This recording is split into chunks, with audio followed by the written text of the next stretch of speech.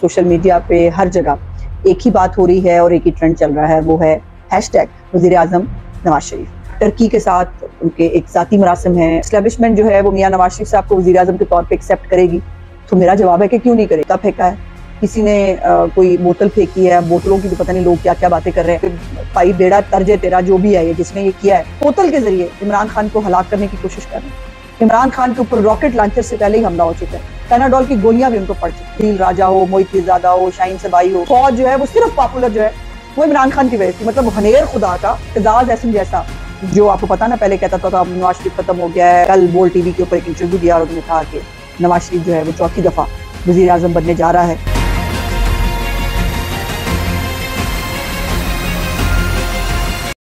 बिस्मिल्लाहिर्रहमानिर्रहीम। Today with गज़मा Bukhari के आज के व्लॉग के साथ मैं हाजिर खिदमत हूँ। और इस वक्त पूरे पाकिस्तान के तमाम तूल व अर्ज़ में सोशल मीडिया पे हर जगह एक ही बात हो रही है और एक ही ट्रेंड चल रहा है, वो है हैशटैग वज़ीर आज़म नवाज शरीफ। और ये तमाम उन पाकिस्तानियों के दिल की आवाज़ है जो पाकिस्तान के अंदर तरक्की देखना चाहते हैं, जो पाकिस्तान की तामीर देखना चाहते हैं, जो पाकिस्तान के मसाइल का हल देखना चाहते हैं, जो पाकिस्तान को पूरी दुनिया के अंदर जो है वो किसी अच्छे मुकाम पे देखना चाहते हैं। क्योंकि पाकिस्तान को जो नशइयों ने और जो मनशियात ज़दा लोगों ने और तवीज़ों गंडों वालों ने जो पाकिस्तान का हाल किया है, उसके बाद मियां नवाज शरीफ साहब की बहुत ज़्यादा ज़रूरत जो है वो महसूस हो रही है। इस वक्त पाकिस्तान के जितने माशी हालात ख़राब हैं, जितने पाकिस्तान के खारजा अमूर पर चैलेंजेस हैं, जो इर्द गिर्द, पहले अगर हम देख लें कि ईरान जो है वो बहुत कंफर्टेबल जो है वो होता है मियां नवाज शरीफ साहब की दौरे हुकूमत में। इवन अफ़गानिस्तान के अंदर जो तालिबान से पहले अशरफ गनी साहब की हुकूमत थी, वो भी बहुत कंफर्टेबल थी मियां नवाज शरीफ साहब के साथ। चाइना तो पहले ही बहुत कंफर्टेबल है, आपको याद है कि CPEC जो है वो टोटल मियां नवाज शरीफ और मियां शहबाज शरीफ साहब की वजह से जो है वो पाकिस्तान को मिला था। और इसीलिए इसी तरह जो इंडिया है, इंडिया के अंदर भी जो है ये बात, जो इंटेलेक्चुअल्स हैं या जो दुनिया के इंटेलेक्चुअल्स भी हैं, जो थिंक टैंक्स हैं, वो भी ये बात महसूस करते हैं कि पाकिस्तान और इंडिया में अमन के लिए जो है वो एक कद के लीडर की ज़रूरत है, एक कद के जो है वो ऐसे रहनुमा की ज़रूरत है जो टेबल पर बैठ कर भी बात कर सके, जो है वो सेंसिबल गुफ्तगू कर सके। और उसके लिए मियां नवाज शरीफ साहब से बेहतर कोई शख्स नहीं हो सकता। फिर अगर दुनिया को देखें तो सऊदी अरब, आपको याद है कि उनका एक बहुत करीबी ताल्लुक है मियां नवाज शरीफ साहब के साथ। और मियां नवाज शरीफ साहब जब 2013 में जो है हुकूमत में आए थे, तो उस वक़्त मैं गलत नहीं हूँ तो $3 अरब के करीब जो है तोहफ़तन पाकिस्तान को जो है वो सऊदी अरब ने दिए थे। इसी तरह टर्की के साथ उनके एक ज़ाती मरासिम है। ये तमाम दुनिया जो है वो क्यों मियां नवाज शरीफ साहब को पसंद करती है? इसलिए कि वो एक स्टेट्समैन है, इसलिए कि उनका एक विजन है, इसलिए कि उनके साथ बात करते हुए ममालिक को अंदाज़ा होता है कि ये चुगली नहीं करेगा। ये जो सफारती मामलात हैं इसको पता है, इसको पता है कि जूता राज जो है वो किसी के मुंह की तरफ करके नहीं बैठते। उसको मालूम है कि 3 दफ़ा वो प्राइम मिनिस्टर रह चुके हैं, उन्होंने मुल्क के लिए बहुत कुछ डिलीवर किया है। ये तमाम चीज़ें अपनी जगह पर मौजूद है, लेकिन मज़े की बात यह है कि मैं बहुत सारे जो ख़ास तौर पे सहाफ़ी हजरात हैं और उनके वीलॉग्स हैं वो मैंने देखे, जिसके अंदर वो कुछ शकूक व शुबहात का इजहार कर रहे हैं कि जी क्या इस्टेब्लिशमेंट जो है वो मियां नवाज शरीफ साहब को वज़ीर आज़म के तौर पे एक्सेप्ट करेगी। तो मेरा जवाब है कि क्यों नहीं करेगी और क्यों नहीं करना चाहिए। क्या इस्टेब्लिशमेंट ने एक भंगी चरसी को और एक तवीज़ गंडों और मोकलों के ऊपर जो है पाकिस्तान को चला के नहीं देख लिया? क्या उन्होंने प्रोजेक्ट इमरान खान के जरिए जो है वो एक ऐसी जो है माचिस तैयार नहीं की जिसने उनके घर को आग लगा दी? क्या जो है अभी इस्टेब्लिशमेंट को जो है वो कदर नहीं हुई मियां नवाज शरीफ जैसे लीडर की, जिसने इस मुल्क को नाकाबिल तस्खीर बनाया है? पाकिस्तान के डिफेंस के ऊपर जितना खर्चा मुस्लिम लीग नून की हुकूमत के अंदर होता है, जितना डिफेंस को मजबूत किया जाता है, शायद ही पाकिस्तान की तारीख में कभी हुआ हो। तो वो क्यों जो है वो कबूल नहीं करेंगे और क्यों नहीं करना चाहिए? इस्टेब्लिशमेंट का कोई रोल नहीं होता है सियासत के अंदर, नहीं होना चाहिए।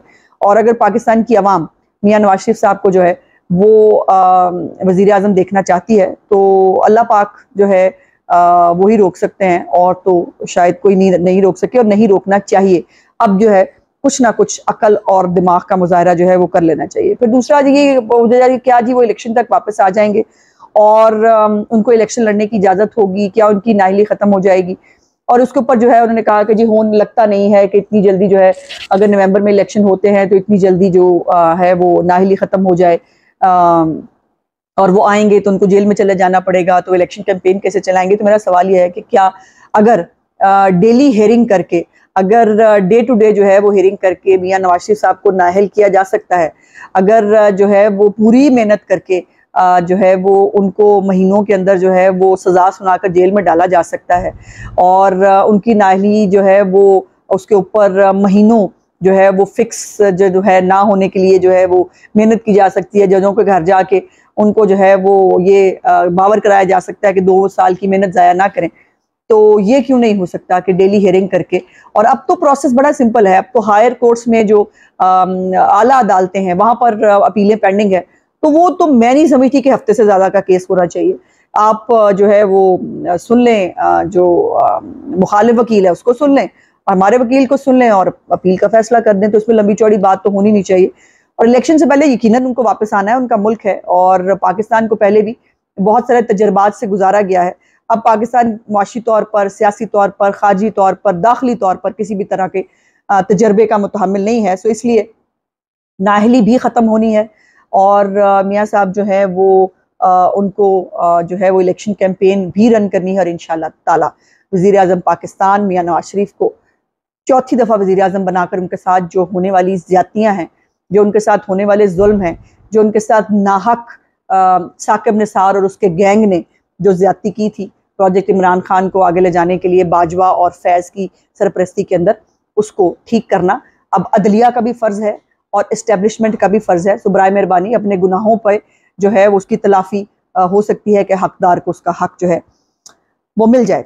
अच्छा, अब इसके साथ साथ अब दूसरी तरफ आप देख लें, बाल्टी खान आज पेश हुआ जो है वो अदालत के अंदर, और पूरी आपको पता ना वो चारों तरफ से वो कवर करके वो आते हैं, लेकिन पता नहीं अब किसी ने जूता फेंका है, किसी ने कोई बोतल फेंकी है, अब बोतलों की भी पता नहीं लोग क्या क्या बातें कर रहे हैं, तो वो बोतल उनके ऊपर फेंकी गई। तो मैं तो मतलब बहुत परेशान हुई कि भाई बेड़ा तर्ज है तेरा, जो भी है ये जिसने ये किया है वो, अब देखें ना, आप एक बोतल के जरिए इमरान खान को हलाक करने की कोशिश कर रहे हैं। इमरान खान के ऊपर रॉकेट लॉन्चर से पहले ही हमला हो चुका है, पैनाडोल की गोलियां भी उनको पड़ चुकी हैं, और अब जो है वो आपने जो है ये, अब वो बेचारा क्या करे, अब बाल्टी के अंदर वो छुप के फिर रहा था, और चारों तरफ जो है वो उसने अपने आप को जो है वो काले पर्दों से जो है वो बचाया होता था, उसके बावजूद बोतल गिरा दी। भाई जिन्हें भी किया ना बहुत जुल्म किया है। अब देखो ना बेचारा, अब उसने मतलब बोतल पता नहीं लगी क्या हुआ, लेकिन अब उस बेचारे ने गम के मारे, और जो है ना वो मुझे तो डर ही है कि उसको आज बुखार ही ना चढ़ जाए। हाँ जी, डर के कंब के उसको बुखार ही ना चढ़ जाए। वो बहादुर बहुत है ना, हमारे उम्मत मुस्लिमा के लीडर बहादुर बहुत। और लेकिन यह है कि टिकटॉक पे जो है वो आज कोई नवा स्यापा पिट स्यापा वो शायद डाल लें और अपना व्लॉग भी कर लें कि हाय इस बोतल के जरिए मेरे ऊपर मुझे हलाक करने की कोशिश की गई। तो भाई जिसने भी किया बड़ा जुल्म किया तुमने, तो मतलब अब वो बेचारा इससे ज्यादा और क्या सिक्योरिटी करे अपनी, कहाँ चला जाए वो, कि आप लोगों ने इतनी सारी बाल्टियों और डस्टबिनों के बावजूद भी आप लोगों ने जो है उसके ऊपर बोतल फेंक दी। वैसे इसको मुकाफात अमल कहते हैं, जो दूसरों के ऊपर जो है वो बोतलें फेंकवा के और जूते फेंकवा के और स्याहियां फेंकवा के खुश होता था। मैं बरल खुश नहीं हूँ, ये अच्छी चीज़ नहीं है। लेकिन इस आदमी की जो दुश्मनी है और ख़ास तौर पर इसके जो टाइगर साफ़ी हैं और बाहर बैठे हुए जो फितने हैं वो बाज नहीं आ रहे, वो अदील राजा हो, मोहित पीरजादा हो, शाहीन सबाई हो, पाकिस्तान के अंदर भी कई जो है, कईयों को तो थोड़ा बहुत सुकून आया हुआ है, सदीक जान टाइप लोगों को, लेकिन बहुत सारे जो है वो बहुत ही आफरे हुए हैं अभी भी। और उन्होंने जो है वो 3-4 दिन से एक इशू चल रहा है वाघा बॉर्डर के ऊपर, जो है वो पुराने नहीं, पहले गैदरिंग पहले होने से पहले खाली जो वो जगह होती है उसके क्लिप बना के वो लगा रहे हैं कि जी देखिए फौज इतनी अनपॉपुलर हो गई है। फौज जो है वो सिर्फ पॉपुलर जो है वो इमरान खान की वजह से थी, मतलब हनेर खुदा का फौज इमरान खान की वजह से पॉपुलर थी, फौज की अपनी तो कोई वो है नहीं ना। और वो जो शहीद है सारे, वो सारे जो फौज के शोहदा हैं जो हमारे लिए जाने देते हैं, वो सारे इमरान खान की मोहब्बत में मर जाते हैं ना बेचारे जाके, वो वतन से तो मोहब्बत उनको होती नहीं। और एक प्रोपेगेंडा, एक फेक प्रोपेगेंडा क्रिएट किया, जिसके ऊपर कल बहुत सारी जो संडे के संडे ज़्यादा बड़ी जो है वो होती है सेरेमनी, और उस सेरेमनी के अंदर जो है वो हज़ारों लोगों ने जो है इसके ऊपर शिरकत भी की। लेकिन भाई मतलब वो जो बाहर बैठ के फितने जो पल रहे हैं डॉलरों के ऊपर, वो पाकिस्तान को कहीं पर भी जो है वो नहीं करते, उसको बख्शते नहीं है पाकिस्तान को। और एतजाज़ एहसन जैसा जो सबसे बड़ा अजली और बेनस्ली दुश्मन जो है, जो आपको पता ना पहले कहता था नवाज शरीफ ख़त्म हो गया है, उसका कोई वो है नहीं, अब वो आप देख रहे हैं कि अब उन्होंने कल बोल टीवी के ऊपर एक इंटरव्यू दिया और उन्होंने कहा कि नवाज शरीफ जो है वो चौथी दफ़ा वज़ीर आज़म बनने जा रहा है और इस मुल्क में सारे फैसले जो है वो नवाज शरीफ की मर्ज़ी से होंगे। तो अल्लाह पाक से बहुत डर के कहती हूँ कि परवरदिगार की लाठी बड़ी बेआवाज़ होती है, जब वो पड़ती है तो बहुत सौ को जो है, बहुत सारों के मुंह से सच जो है, पहले बेगुनाही का, नवाज शरीफ साहब की बेगुनाही का सच जो है बहुत सौ के मुंह से निकला, और अब ये सच लोगों के मुंह पे आ गया है कि वज़ीर आज़म नवाज शरीफ। मेरा आज का व्लॉग देखने का बहुत बहुत शुक्रिया। इंशाल्लाह अगले व्लॉग में आपसे बातचीत होगी। मेरे चैनल को लाइक, सब्सक्राइब और शेयर ज़रूर कर दीजिएगा। खुदा हाफ़िज़।